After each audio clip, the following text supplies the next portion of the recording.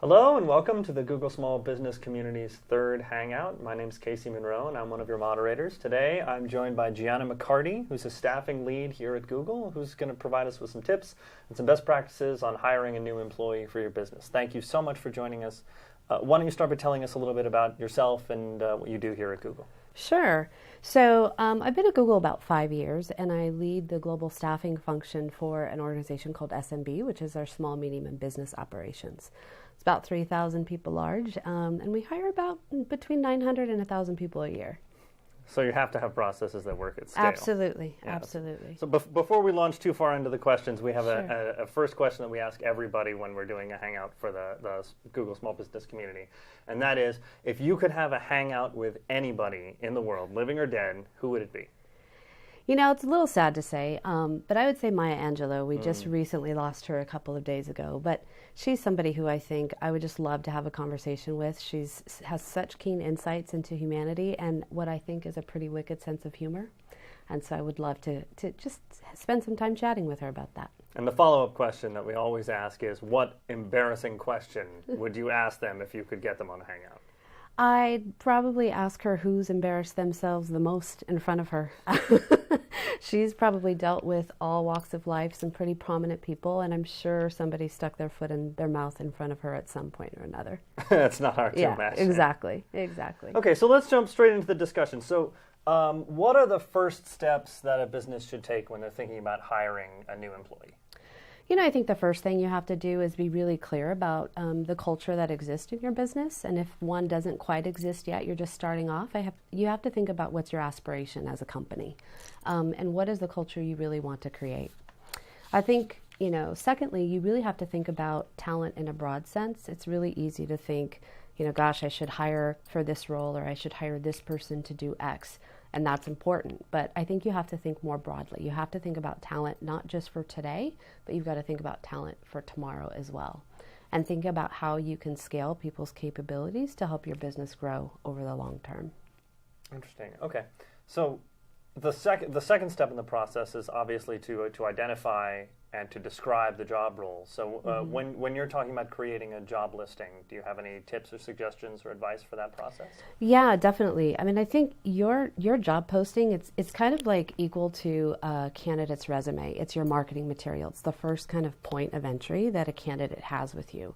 So I think it absolutely has to speak to the kind of culture that you are creating, as I said, right? It's really hard to nail down, but you have to make it speak to kind of the greatness of the company or the greatness that you want to build. What's fun, what's exciting about it?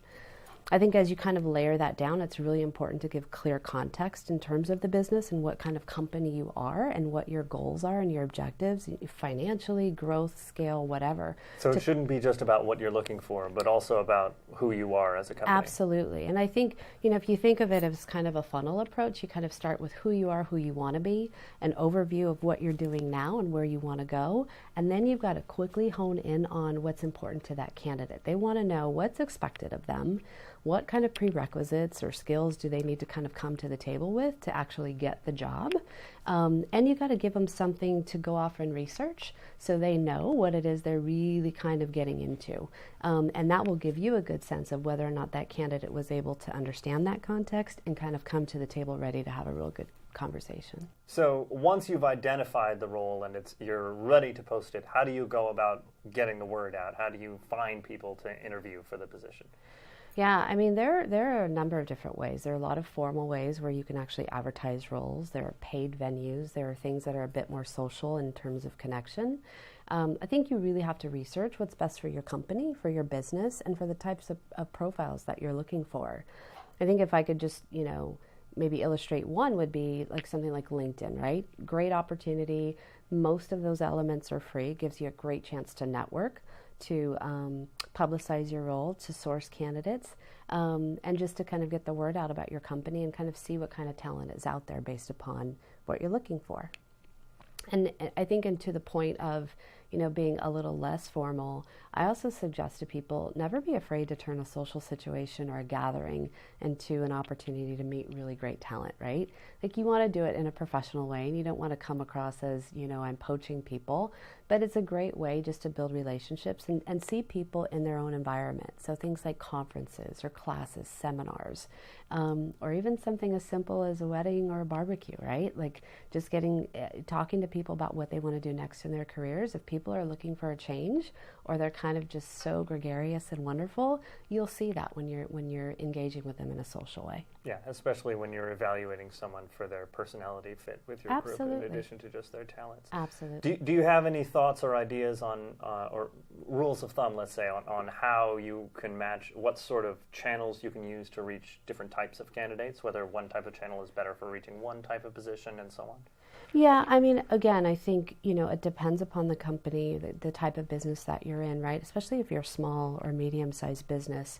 A lot of times you're looking for people that might have a direct kind of role-related experience to what you're looking for, and other times you're looking for people who can kind of do a lot, right? Like they may be a jack of all trades. And I think in that instance, some of the things that are give you the ability to formally advertise work well.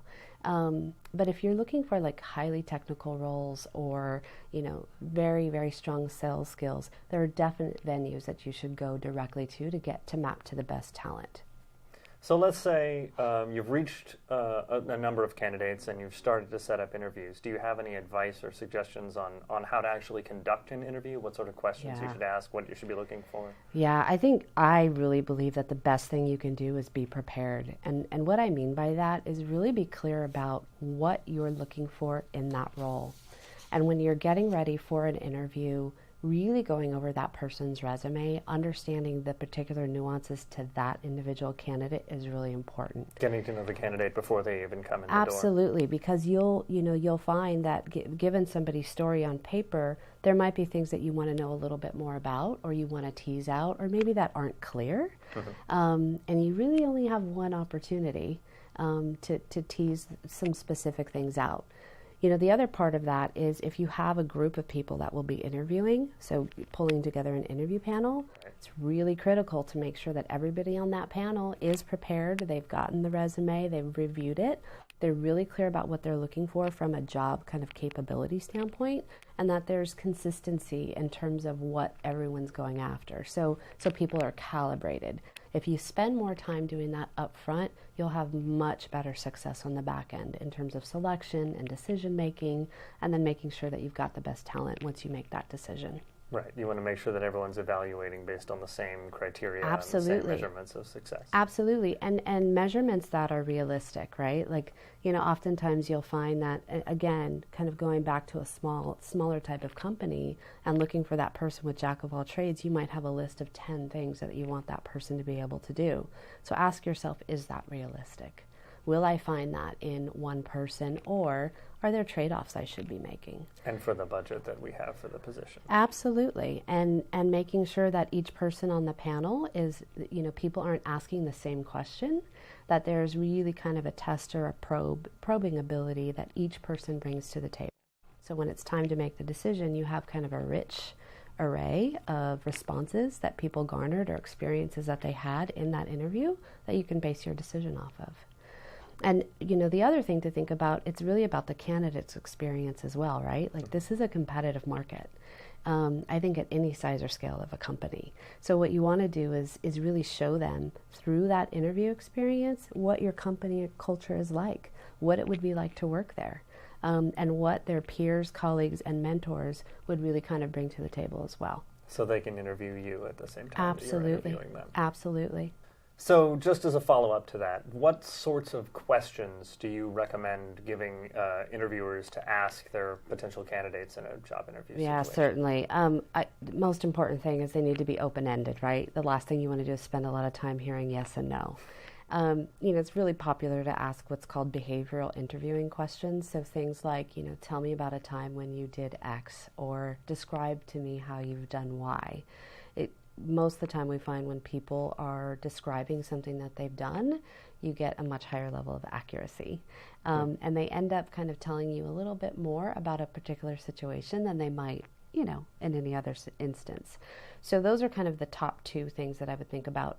I would also say, make sure that the questions that you're asking are really related to the role. They're really related to the business. Really stay away from kind of the personal aspects of questions, right? Like the do not ask stuff. And what I always try to do in my interviews is really leave time for the candidate to ask you a question, because the type of questions that they ask can really give you insight into how they think, what motivates them, what drives them, and what they would really base a decision off of if they were to be offered the position. So you must have gotten asked hundreds and thousands of questions at this point, having gone through all these interviews. What are some of the most interesting questions that a candidate has ever asked you in an interview? I think the most interesting, kind of funny one was when a candidate asked me kind of mid-interview if they could bring their mother to work. And this wasn't a new grad, right? This is somebody who I understood from the resume had worked for quite a while. So it was a little bit shocking. So mental note for job seekers, this is maybe not a good question to be asking in an interview. No, I would say not. And I think more seriously, a more interesting question that I found challenging was somebody asking me very pointed, what's broken in this organization and why. And I think it was just a matter of timing, right? Like it happened to be at a place, not at Google, where there was a lot of dysfunction and it was really challenging. And so it just gives you an opportunity to think through, like, how do you be transparent yet appropriate, and communicate at the right level to someone who's external, right? Yeah. So it just makes you also kind of think about your own filters and what you portray when you're interviewing someone for a new role. So once you've selected a candidate, you've been through the interviewing process and you've gotten somebody on board, can you tell us a little bit about the process of onboarding and training a new hire? Like what sort of documents and processes you should have in place for bringing in someone new? Yes. I mean, from my opinion, this is one of the places where I have like the most passion, right? I really believe that it's critical how you onboard somebody. You never get a chance again to go back to the beginning. And, a lot of times we think we just take things for granted. Like people will know simple things like, just simple housekeeping, like where are the restrooms and what do people do for lunch? And, where do I go if I need help here?